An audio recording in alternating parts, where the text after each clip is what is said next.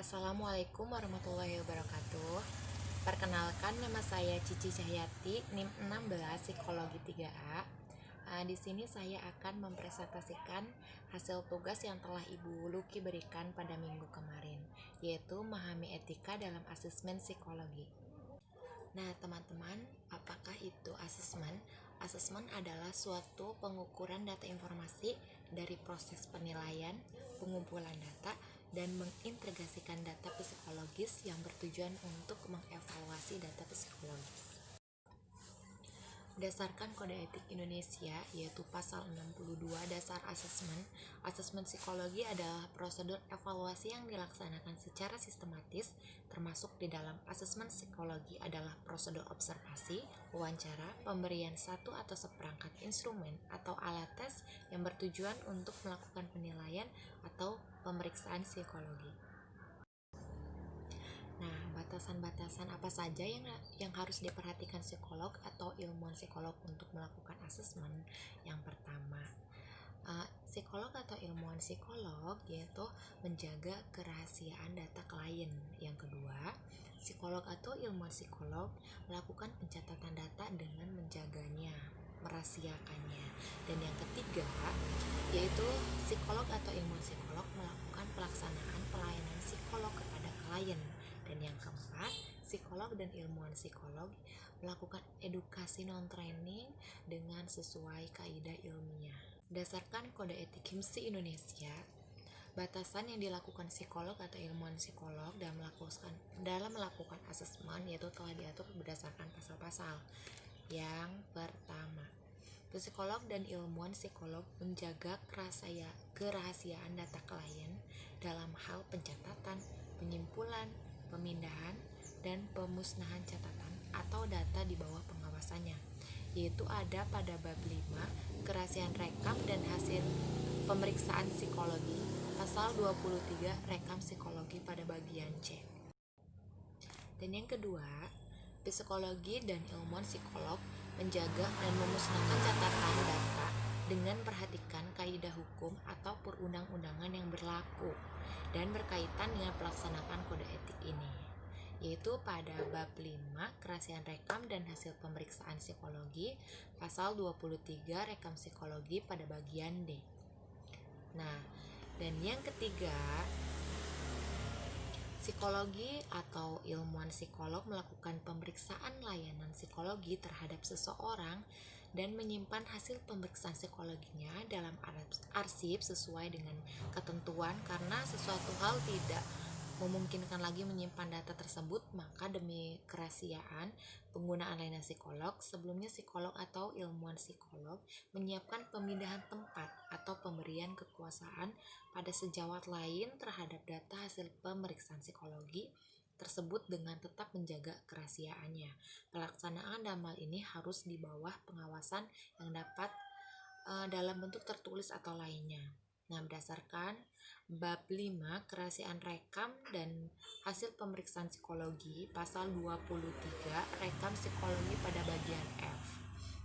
Dan yang terakhir, psikologi dan ilmuwan psikolog dalam melakukan edukasi non-training harus sesuai kaidah ilmiah serta bukti empiris yang ada dan berdasarkan hasil asesmen yang dilakukan.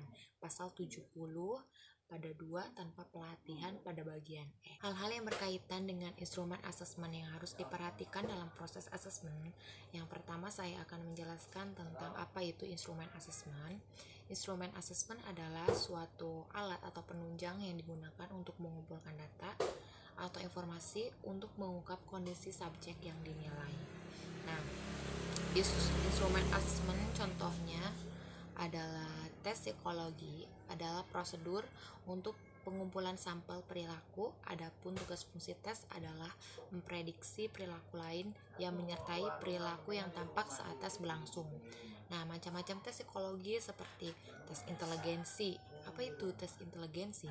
Tes inteligensi adalah untuk mengukur kemampuan SSO dalam pemahaman verbal, penalaran, dan untuk menentukan potensi kerja akademik atau di dalam pekerjaan.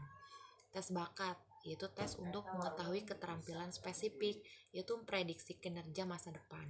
Itu Yang selanjutnya tes kepribadian, yaitu tes yang prediksi perilaku SSO masa depan.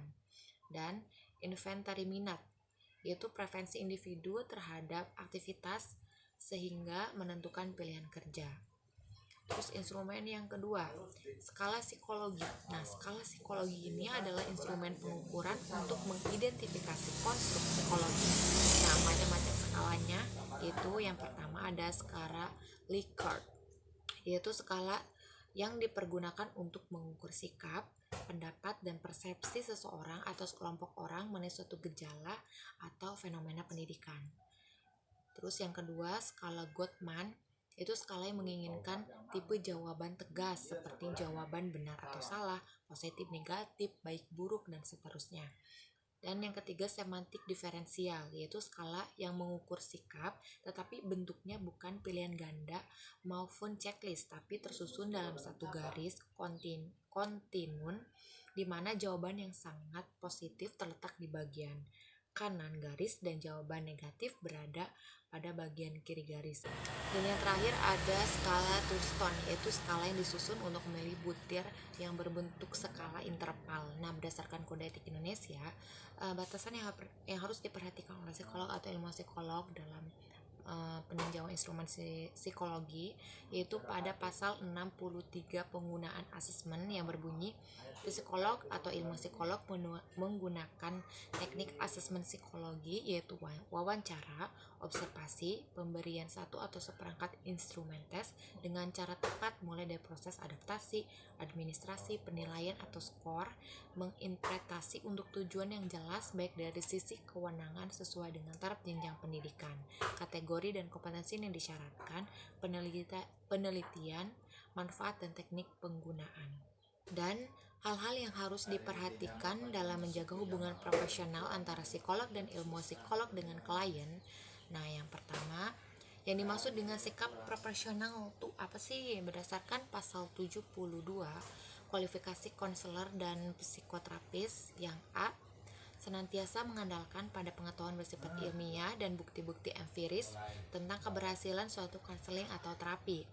Yang B, bertanggung jawab dalam pelaksanaannya. Dan yang C, senantiasa memperhatikan dan meningkatkan derajat kompetensinya dalam menjalankan praktik psikologi.